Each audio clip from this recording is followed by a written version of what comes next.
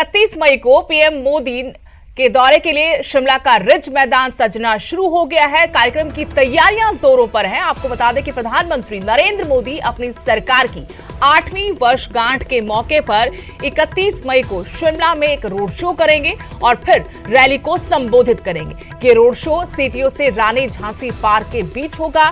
तैयारियों का जायजा लिया है हमारे संवाददाता रणबीर सिंह। 31 मई को प्रधानमंत्री नरेंद्र मोदी राजधानी शिमला पहुंचेंगे और उनके दौरे को लेकर जो है तैयारियां जो है चल रही हैं। यहां रिज मैदान से ये तस्वीरें आपको दिखाना चाहेंगे कि यहां पर देखिए मंच जो है यहां पर ठीक चर्च के सामने जो है इस मंच को जो है सजाया जा रहा है और यहां पर जो तमाम तैयारियां हैं उनको जो है अंतिम रूप दिया जा रहा है। सुरक्षा की दृष्टि से जो प्रोटोकॉल होता है पीएम का उसको जो है यहाँ पर पूरा किया जा रहा है और इसके अलावा राज्य सरकार की तैयारी भी किस तरह से चल रही है और कार्यक्रम में कितने लोग आने हैं उसके बारे में भाजपा तो ये दावा कर ही रही है कि यहाँ पर करीब 50,000 लोगों के आने का दावा जो है भाजपा यहाँ कर रही है। कुल मिलाकर हम यहाँ पर देखें तैयारियां यहाँ पर किस तरह से हो रही हैं। अगर इसको राजनीतिक दृष्टि से हम देखें तो राजनीतिक गलियारों में चर्चा ये है कि यहां से एक बड़ा संदेश जो है प्रधानमंत्री नरेंद्र मोदी देंगे, ना केवल अपनी केंद्र सरकार को लेकर राज्य सरकार को लेकर भी जो है वो यहां से एक बड़ा संदेश देंगे। साल के अंत में जो विधानसभा चुनाव होने हैं ना केवल उसको ध्यान में रखकर बल्कि 2024 को लेकर भी एक बड़ा संदेश यहां से प्रधानमंत्री नरेंद्र मोदी देंगे। शिमला से कैमरा सहयोगी दीपक राणा के साथ रणबीर सिंह, न्यूज़ 18 हिमाचल। हिमाचल विधानसभा चुनावों की आहट के बीच अब बड़े नेता प्रदेश में आने शुरू हो गए हैं। चुनाव को लेकर भाजपा काफी सक्रिय नजर आ रही है।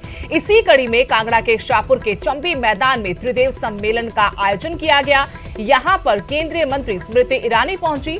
स्मृति ईरानी ने इस दौरान राहुल गांधी पर तीखा हमला किया। कहा कि यहां की आवाज अमेठी तक पहुंचनी चाहिए क्योंकि अमेठी के युवराज ने राम को उनके निवास स्थान से वंचित रखा। आज मैं चाहती हूं भारत मां का ये जय घोष उस भूमि से निश्चित रूप से उस खानदान के कानों तक पहुंचे, उस भूमि से जिसे भारत का पहला परमवीर चक्र मिला एक बेटे के बलिदान की वजह से। आज उस भूमि से, उस वीर भूमि से उस खानदान के कानों में भारत मां का जयकारा पहुंचे।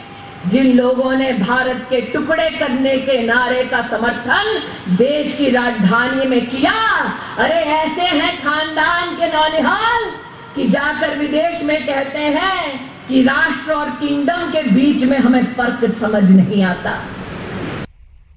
ऑल इंडिया कांग्रेस कमेटी के सचिव सुधीर शर्मा ने भाजपा के त्रिदेव सम्मेलन में पहुंची केंद्रीय मंत्री स्मृति ईरानी पर निशाना साधा। पुलिस भर्ती पेपर लीक मामले में डीसी कार्यालय के बाहर युवा कांग्रेस के अनशन का समर्थन करने पहुंचे सुधीर शर्मा ने कहा कि स्मृति ईरानी गैस सिलेंडर की 20 रुपए कीमत बढ़ने पर सिलेंडर लेकर सड़कों पर प्रदर्शन करती थी, लेकिन जब वो त्रिदेव सम्मेलन में पहुंची तो इस बात का जिक्र तक करना गवारा नहीं समझा।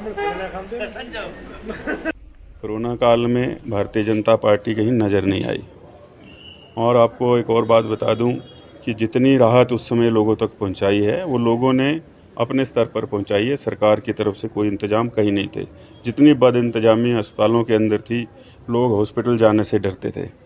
वही स्मृति ईरानी है जो जब सिलेंडर के 2 रुपये भी बढ़ते थे तो सड़क पर सिलेंडर लेके बैठ जाती थी। आज 1000 रुपये का हो गया है 440 से। और अब राहुल गांधी की याद आ रही है। सिलेंडर की बात करनी चाहिए।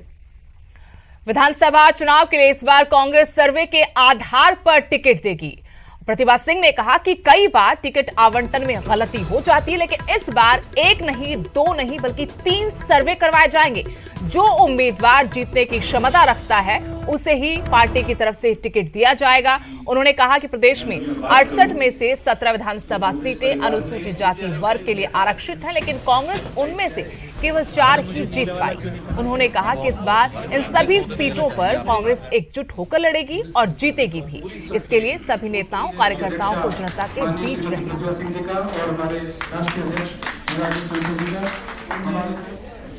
श्रद्धा सुमन अर्पित करेंगे। पीसीसी की मैं बात करूं, कई बार हम जो ये टिकट आवंटन है उसमें कहीं पिछड़ जाते हैं और कई महत्वपूर्ण बातों को हम ध्यान में नहीं रखते। तो अब इस बात पर निर्णय हुआ है, क्योंकि मुझे जब मैंने पीछे चुनाव के दौरान भी दौरा किया तो मुझे लगा कि एक एक विधानसभा क्षेत्र से कई उम्मीदवार हैं। कईयों को लगता है कि नहीं मुझे मिलना चाहिए, दूसरा बोलता है नहीं मुझे मिलना चाहिए, तीसरा बोलता है मुझे मिलना चाहिए। अब हम किस तरीके से ये निर्णय करें कि कौन इनमें से विनिंग कैंडिडेट है, उसके लिए हमने ये निर्णय किया है कि एक सर्वे किया जाएगा। अगर एक से भी हम संतुष्ट नहीं होंगे तो दोबारा भी कर सकते हैं, तीसरी बार भी कर सकते हैं, ताकि एक सही पिक्चर हमारे सामने आए कि ये व्यक्ति ठीक है। मुख्यमंत्री जयराम ठाकुर का मनाली विधानसभा के पतलीकूहल पहुंचने पर भाजपा कार्यकर्ताओं ने ढोल नगाड़ों के साथ जोरदार स्वागत किया। मुख्यमंत्री ने पतलीकूहल में लगभग 15 करोड़ रुपए की योजनाओं का शुभारंभ किया। इसके अलावा पतलीकूहल में हंस फाउंडेशन चैरिटेबल अस्पताल का भी शुभारंभ किया।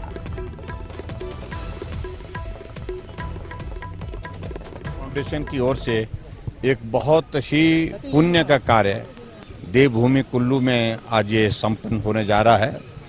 विधिवत 60 बेड के एक हॉस्पिटल की जो सुपर स्पेशलिटी हॉस्पिटल होगा उसका शिलान्यास आज किया गया है और इसका पूरा संचालन के साथ साथ इसका पूरा निर्माण कार्य जो है हंस फाउंडेशन की ओर से किया जाएगा। मैं गोविंद जी को भी बधाई देता हूं। मुख्यमंत्री जयराम ठाकुर के मनाली पहुंचने से पहले कांग्रेस बैठक के दौरान आपस में कार्यकर्ता उलझ गए। बैठक में जमकर हंगामा हुआ और फिर मामले को शांत किया गया। सीएम को काले झंडे दिखाकर रैली का विरोध भी कांग्रेस कार्यकर्ताओं ने किया। कांग्रेस कार्यकर्ता हंस फाउंडेशन के चैरिटेबल अस्पताल को जमीन देने के खिलाफ ये प्रदर्शन करने के लिए पहुंचे थे। पतलीकूहल में कांग्रेस के कार्यकर्ता जुटे थे। हालांकि जनसभा स्थल से कुछ दूर प्रदर्शन करने के लिए निकले कांग्रेस के कार्यकर्ताओं को पुलिस ने रोक दिया। कार्यकर्ताओं के साथ इस दौरान पुलिस की हल्की नोकझोंक हुई। पुलिस ने बैरिकेड्स लगाकर उन्हें जनसभा की तरफ जाने से रोका था। लगभग 1 घंटे तक पुलिस और कांग्रेस कार्यकर्ताओं में गहमा गहमी देखी गई।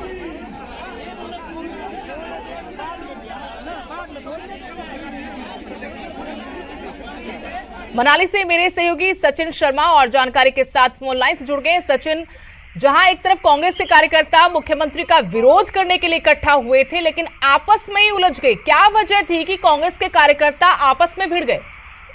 जी हाँ, देखिए सुदेश, जिस तरह बात करें बीते कल जो है मनाली विधानसभा क्षेत्र पतलीकूहल में जो है कांग्रेस जो मनाली जिला कांग्रेस है उनकी जो बैठक यहाँ पर जो है आयोजित की जाती है, जिसमें जो है प्रदेश के प्रभारी है कांग्रेस के संजय दत्त, वो इस बैठक में यहाँ पर मौजूद थे। और इस दौरान जो है आगामी विधानसभा चुनावों को लेकर जो चर्चा की जा रही थी और इसी दौरान जो है जब बंजार विधानसभा के कांग्रेस के कुछ नेता जब जो है यहाँ पर जो अपनी कुछ बातचीत जो है प्रभारी के साथ कर रहे थे, तो इस दौरान जो है उनके आपस में वहां पर जो है कुछ बहसबाजी हुई और उसके बाद जो है एक एक करके सभी कांग्रेस कार्यकर्ता जो है वहां से बाहर निकलने शुरू हो गए। और उसके बाद जो है बाहर जैसे ही निकले तो वहां पर जो उन्होंने मुर्दाबाद के नारे लगाने जो शुरू कर दिए। इसके साथ ही जिसमें वहां पर जो मीडिया कर्मी वहां पे पहुंची तो कार्यकर्ता जो कांग्रेस है उन्होंने जो वहां पे मीडिया कर्मियों के साथ भी कुछ बदतमीजी वहां पे की और उसके बाद जो है वहां पे एक बार फिर से बैठक शुरू की गई। और उसके बाद जो है बैठक के बाद जो है कांग्रेस के जितने भी कार्यकर्ता थे वहां पर उन्होंने जो है विरोध प्रदर्शन किया, क्योंकि बीते कल जो है हिमाचल प्रदेश के मुख्यमंत्री जयराम ठाकुर उनका भी जो है मनाली विधानसभा का कल दौरा था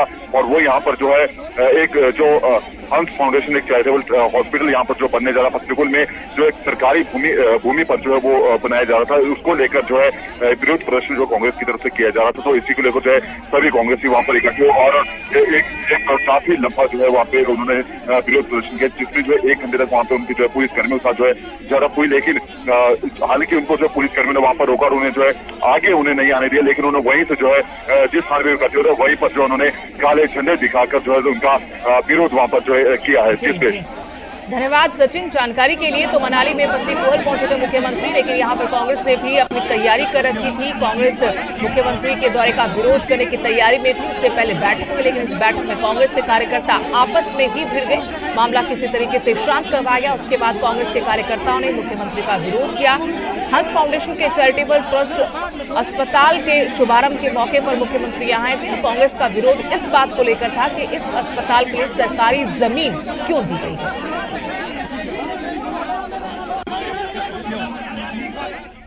वहीं रिकांगपिओ के पीडब्ल्यूडी रेस्ट हाउस में किन्नौर क्रिकेट एसोसिएशन के चुनाव की प्रक्रिया शुरू होते ही हंगामा हो गया। युवाओं ने जिला क्रिकेट एसोसिएशन के पदाधिकारियों के खिलाफ जमकर नारेबाजी भी की।